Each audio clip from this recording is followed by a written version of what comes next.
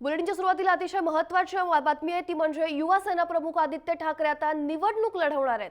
गरज पडली तर निवडणूक लढवेन असं आदित्य ठाकरे यांनी म्हटलंय।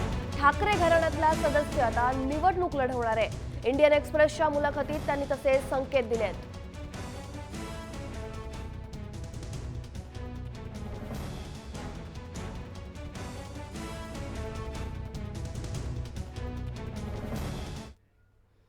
आपले इनपुट एडिटर मयांक भागवत आपल्यासोबत आहेत, थेट आपण जाणून घेऊयात। मयांक, का अधिक सांगाल, ठाकरे घराण्यातला सदस्य निवडणूक लढवण्याचे संकेत देत आहेत, काय याविषयी विश्लेषण आहे?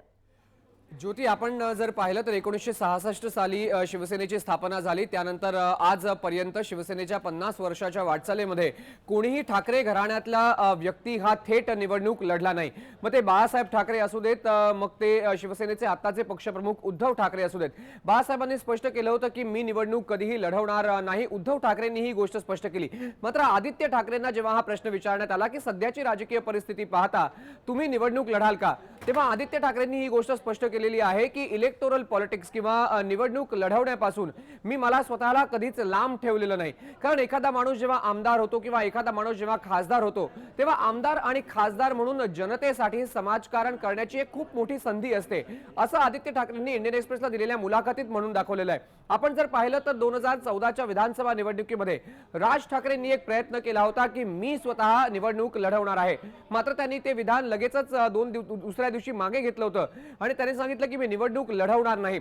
मात्र जर असं झालं येणाऱ्या काळामध्ये तर 2019 साली आपण महाराष्ट्राच्या विधानसभेच्या निवडणुकीच्या वेळी आदित्य ठाकरे हा एक युवा नेता राजकारणामध्ये पाहू शकतो। यासाठी शिवसेनेची स्ट्रॅटेजी पण असू शकते, कारण शिवसेना आणि भाजप आता वेगवेगळे लागतात। 2019 साली जेव्हा पुन्हा एकदा निवडणूक होईल तेव्हा शिवसेनेला एक युवा चेहरा म्हणून आदित्य ठाकरेंना प्रोजेक्ट करता येईल। ज्या प्रकारे मागणी केली गेली की उद्धव ठाकरे यांनी स्वतः मुख्यमंत्री बनावं, उद्धव ठाकरेंनी स्पष्ट केलं की मुख्यमंत्री बनणार नाही। मात्र एक युवा चेहरा आहे आदित्य ठाकरे, एक विकासाच्या मार्गाने जाणारा एक चेहरा युवासेनेचा आहे। त्यामुळे कुठेतरी युवकांना आकर्षित करण्यासाठी आदित्य ठाकरे हा निर्णय घेऊ शकतात।